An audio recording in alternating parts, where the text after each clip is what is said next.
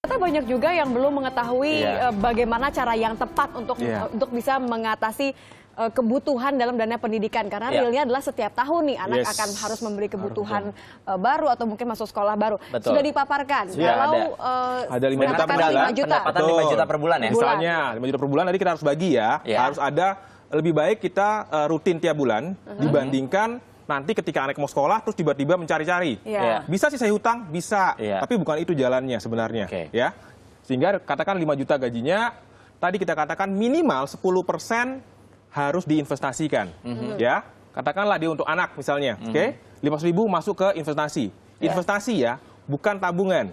Tabungan itu mendapatkan hasil, tapi hasilnya di bawah inflasi. Nah, sedangkan investasi mendapatkan hasilnya harus lebih tinggi dari inflasi. Dengan target tadi 12%, mengikuti kenaikan dana pendidikan. Jadi 500.000 per bulan masukkan ke situ, terus 500.000 juga masukkan ke proteksi. Kenapa harus proteksi? Tadi, ini kan jangka panjang nih, Bar. Betul. Ya, kita nggak pernah tahu besok seperti apa nih. Padahal anak kita selalu butuh yang namanya biaya. Bener ya? Nah, ini untuk mencapai biaya, ini melindungi supaya biaya tadi tercapai. Sehingga lengkap nih, cara kita atau strategi kita untuk mencapai pendidikan anak. Tapi dipisah ya, ini investasi sama proteksi ya? Nah, memang sih kalau mau optimal, dipisah. Kalau mau optimal ya, hasilnya dipisah. Karena ada yang investasi dengan proteksi digabung tuh. Bisa juga, cuman biasanya pasti biayanya akan lebih tinggi biasanya. Betul. Ya, harganya lebih tinggi. Bentuk nyata dari proteksi ini adalah tadi apa? Asuransi. Dana pendidikan. No, asuransi saja. Asuransi untuk orang tuanya, bukan untuk pendidikannya. Bukan untuk anaknya. Ini juga salah nih. Ya, karena untuk pendidikan anak, asuransi untuk anak, bukan. Untuk orang tuanya. Untuk orang tuanya kan kalau yang masalah kan kalau orang tuanya nggak ada, anaknya nggak bisa nyari duit sendiri kan? Iya juga sih. Betul. Setuju. Kalau dia nggak bisa nyari duit, berarti pendidikannya kacau nih. Nah, itulah kenapa perlu yang namanya proteksi. Bukan ke anaknya, tapi ke orang tuanya. Proteksi ini bentuknya asuransi kesehatan kah atau asuransi jiwa? Dua-duanya harus ada. Jiwa, kesehatan.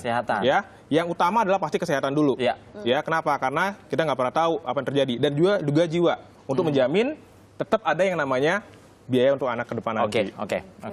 Dan berarti syukur-syukur kalau kedua-duanya berjalan dengan lancar, anak akan mendapatkan double dong berarti ya, dana yang 2 kali lipat. Nah yang bawahnya apa nih selanjutnya 50%? Baru konsumsi terakhirnya. Baru kalau udah, katakan begini, ini udah kita pakai, ini udah kita pakai, baru sisanya kita konsumsi. Kan masih kurang 30 ya.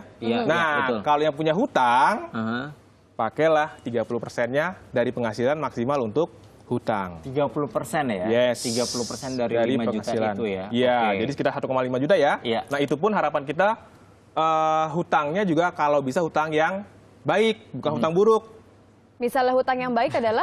Katakanlah misalnya tadi, hutang untuk barang atau aset yang meningkat nilainya. Properti misalnya, itu ya kan? Hutang untuk bisnis misalnya, ya. Bukan hutang buat beli handphone baru. Nah, itu dia. Kan kebanyakan seperti itu tuh, ya kan? Nggak boleh seperti itu. Nah itu juga harus maksimal 30% dari penghasilan kita. Dan ini sebaiknya dilakukan setiap bulan. Ketika mendapatkan penghasilan di luar penghasilan tetap, hitungan seperti ini juga bisa dilakukan? Bisa dilakukan. Tapi kan kalau penghasilan kalau penghasilan tambahan di luar gaji kan paling kita menambahkan bisa ke investasi, ya kan, atau ke konsumsi lagi, gitu kan. Nah, Mas Eko, ini ada juga yang beberapa termasuk saya sih kalau misalkan ditawarkan produk proteksi, tapi kan saya udah di cover sama kantor, saya kayaknya nggak perlu deh untuk beli proteksi lagi. Yang bener gimana tuh Mas Eko? Kalau memang udah terproteksi kantor ya nggak perlu lagi, ngapain? Berarti dana 500.000 ini nggak kita pakai dong? Nggak kita pakai. Naikkan ke atas, bukan naik ke bawah, bukan turun ke bawah ya. Kalau turun ke bawah lagi Akbar kan, konsumsi lagi ya kan, atau hutang lagi. Nggak boleh. Jadi investasi dinaikin ke atas investasi, Kenapa nggak? Karena memang udah terproteksi oleh kantor tadi kan. Kecuali kalau asuransi dari kantor dirasa kurang atau ingin lebih saja. Betul sekali. Katakanlah kantor dapat kelasnya 3, kita pengen kelas 1 nih. Nah, tinggal tambahannya saja. Tapi bukan semuanya ya. Kurangnya saja kita tambahin dari perusahaan di luar. 500.000 ini hanya asuransi untuk orang tua atau termasuk juga asuransi untuk kesehatan anak? Sebenarnya itu lengkap anak. Satu keluarga artinya ya? Kalau kita cari yang murni, angka ini cukup. Cukup ya? Bukan yang double ya, yang double ada investasinya ya. Nah, 500.000 masih cukup untuk keluarga. Biasanya di mana nih jebolnya? Kan tadi kan kalau Bu Nani bilang padahal saya udah bagi-bagi loh gitu. Biasanya di mana celahnya sampai orang tua pusing? Kalau nggak ke sini, diutang. Oh, diutang. Iya. Padahal sementara kita juga harus 30% tadi ya, menyisihkan dana maksimal ya. Maksimal 30% dari penghasilan kita untuk utang. Oke, ini cuma ini biasanya lebih nih.